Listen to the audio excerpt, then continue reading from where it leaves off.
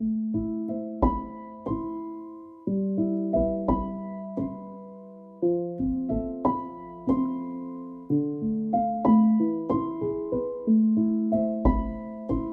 1820, on the island of Melos, a local peasant, Yorgos Kandrotas, and a French sailor, Olivier Voutier, while searching for artifacts on the ruins of the ancient Acropolis, found a sculpture, later recognized as the standard of female beauty, and named Venus de Milo.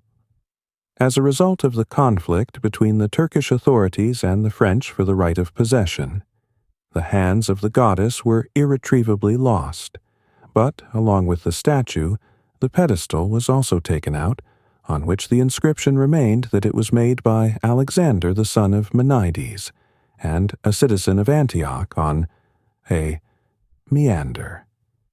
The sculpture was created in the period 100 to 150 years BC.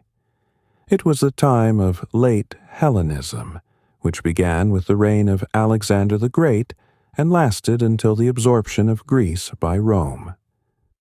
For 836 piastres, the sculpture was bought by the Marquis de Rivière, the French ambassador to the Ottoman Empire. During his audience, the ambassador offered the statue to King Louis XVIII. The king gratefully accepted the gift and, without examining it, handed it over to replenish the collections of the Louvre. According to the classification, there are several types of Venus, some like Aphrodite of Cnidus or Venus de Medici, which I have already made a video about. They are referred to as shamefaced Venusians. Others for glorifying military exploits are attributed to the victorious Venusians.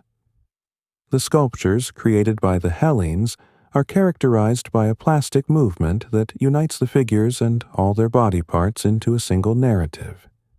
But in this figure, due to the ambiguity in the spatial arrangement of the lost hands, one can only guess what this sculpture tells us. Some scientists assume a single figure, others that Venus was part of a group consisting of two figures. In 1887, German professor Zur-Strassen from Hesse published his project for the restoration of a sculptural group in which Venus keeps Mars from a military campaign. Wrapping her arms around his body, she put forward her foot, placed on the turtle, a symbol of the creation of peace, permanence, and renewal. In 1892, Felix Ravesson, a French philosopher, archaeologist, and art historian, presented his group version in which the goddess of love, placing the brush of one of her hands with an apple on the shoulder of the god of war with the other, tries to keep his militant ardor. Adolf Furtwängler, a German archaeologist and historian of ancient art, a specialist in sculpture and vase painting of ancient Greece, in his study, made in 1893, assumed the reconstruction of a single figure of the goddess, but with a pedestal already found with the initials of the author stamped. In this reconstruction, Venus holds a falling cloth with one hand, and her other hand, holding an apple, rests on a tall column symbolizing the world order. The idea of Furtwängler's sculpture is that only love should rule the world. At the place where Venus was discovered, fragments of the hand holding the apple and the foot were also found at the same time.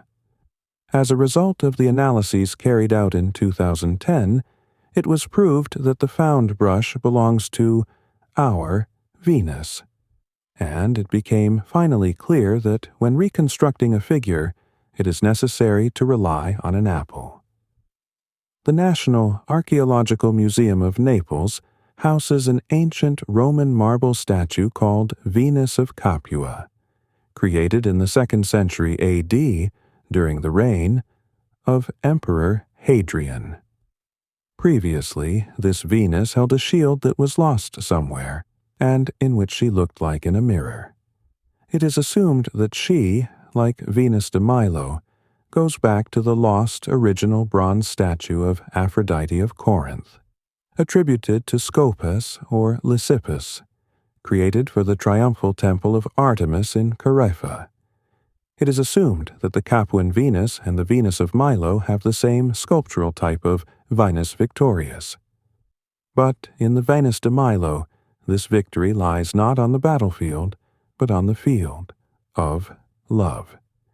And, following Adolf Furtwängler, I am ready to assume that the sculpture corresponds to the theme, the Judgment of Paris.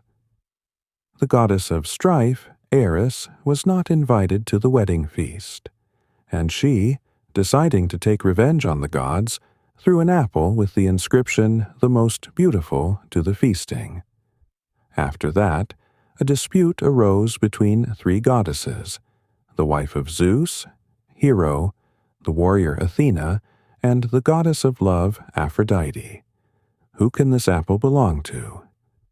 In the end, this dispute was resolved by the son of the king of Troy, Paris, before whom the goddesses appeared naked.